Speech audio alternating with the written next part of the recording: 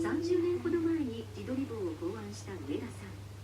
使う人が増えていく中で今伝えたいのが、使い方をわきまえて